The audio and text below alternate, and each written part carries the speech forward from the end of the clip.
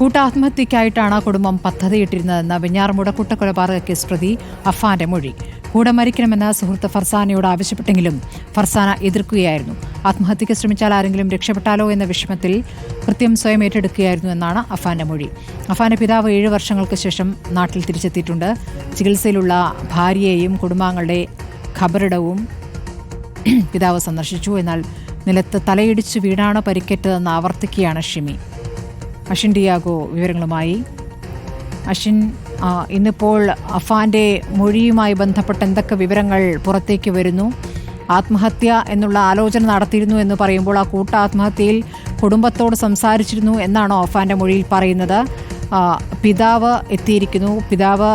മാതാവ് ഷിമിയെ കണ്ട ശേഷം ഉള്ള കാര്യങ്ങൾ എന്തൊക്കെയാണ്? സ്മൃതി, ഈ വെഞ്ഞാറമൂട് കൂട്ടക്കൊലപാതകം അതിനു മുമ്പ് അതൊരു കൂട്ട ആത്മഹത്യ എന്നൊരു അതിനുള്ള ശ്രമമായിരുന്നു നടത്തിയിരുന്നത് എന്നുള്ളതാണ് പ്രതി അഫാൻ ഇപ്പോൾ പോലീസിന് മൊഴി നൽകിയിരിക്കുന്നത്. ഈ കടബാധ്യതയെ തുടർന്ന് വീട്ടിൽ പ്രശ്നങ്ങളുണ്ട്. ഈ കടക്കാരുടെ ശല്യം അത് ഇവരുടെ നിത്യജീവിതത്തെ വരെ ബാധിക്കാൻ തുടങ്ങി. ഈ ഒരു സാഹചര്യത്തിലാണ് ഈ കൂട്ട ആത്മഹത്യ എന്നൊരു തീരുമാനത്തിലേക്ക് ഈ കുടുംബം എത്തിയത് എന്നുള്ളതാണ് ഈ അഫാൻ പോലീസിന് നൽകിയിരിക്കുന്ന മൊഴി. ഇതിനു മുൻപ്, അതായത് ഈ കൂട്ട ആത്മഹത്യ നടത്താനുള്ള തീരുമാനം അത് തന്റെ പെൺസുഹൃത്തിനോടും ഇക്കാര്യം പറഞ്ഞിരുന്നു. ഈ കൊലപാതകം നടക്കുന്നതിന് 2 ദിവസം മുമ്പാണ് അമ്മയുടെ സാന്നിധ്യത്തിൽ ഈ പെൺസുഹൃത്തിനോട് തങ്ങളുടെ കുടുംബം ഒന്നിച്ച് ആത്മഹത്യ ചെയ്യുകയാണ്, ഈ പെൺകുട്ടിയും തങ്ങൾക്കൊപ്പം ആത്മഹത്യ ചെയ്യണം എന്ന് ആവശ്യപ്പെടുകയും ചെയ്യുന്നു. പക്ഷേ ഈ പെൺകുട്ടി അതിന് തയ്യാറാകാതെ വീട്ടിലേക്ക് മടങ്ങുന്ന ഒരു സാഹചര്യമായിരുന്നു ഉണ്ടായിരുന്നത്. തുടർന്ന് ഈ ഒരു കൂട്ട ആത്മഹത്യ, അതിൽ ആരെങ്കിലും രക്ഷപ്പെടുമോ എന്നൊരു ഭയമാണ് ഈ ഒരു കുറ്റകൃത്യം നടത്താൻ അഫാനെ പ്രേരിപ്പിച്ചത്. അല്ലെങ്കിൽ ഇത് താൻ തന്നെ ഈ കുടുംബത്തെ കൊലപ്പെടുത്തിയ ശേഷം ആത്മഹത്യ ചെയ്യാം എന്നൊരു തീരുമാനത്തിലേക്ക് എത്താൻ പ്രേരിപ്പിച്ചത് ഈ ഒരു ഘടനയാണ് എന്നുള്ളതാണ് പോലീസ് പറയുന്നത്. അതിനനുസൃതമായിട്ടുള്ള മൊഴിയാണ് ഇപ്പോൾ പ്രാഥമിക ഘട്ടത്തിൽ ഈ പോലീസിനോട് ഇപ്പോൾ അഫാൻ നൽകിയിട്ടുമുള്ളത്. എന്തായാലും ഈ ഒരു സംഭവവുമായി ബന്ധപ്പെട്ട് ദുരൂഹതകൾ നീങ്ങുന്നില്ല. കാരണം സാമ്പത്തിക ബുദ്ധിമുട്ട് തന്നെയാണോ ഈ ഒരു കൂട്ടക്കൊലപാതകത്തിലേക്ക് നയിച്ചത് എന്ന് പോലീസ് വിശദമായി തന്നെ അന്വേഷിച്ചു വരികയാണ്. കാരണം ഈ പിതാവ് പറയുന്നത്, ഈ പിതാവിന് 20 ലക്ഷം രൂപയുടെ കടം മാത്രമാണ് നാട്ടിലും സൗദിയിലുമായി ഉണ്ടായിരുന്നത്.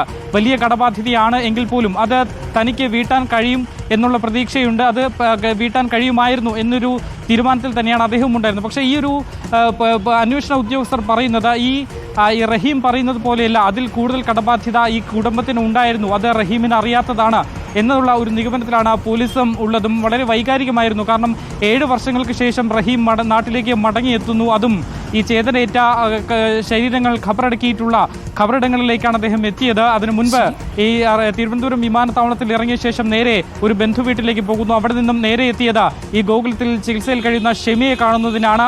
ഷെമിയെ കണ്ടപ്പോൾ ഈ ഷെമി റഹീമിനെ തിരിച്ചറിഞ്ഞു, മക്കളെക്കുറിച്ച് അന്വേഷിച്ചു എന്നുള്ളതാണ് ബന്ധുക്കളിൽ നിന്ന് നമുക്ക് മനസ്സിലാക്കാൻ സാധിക്കുന്നതും.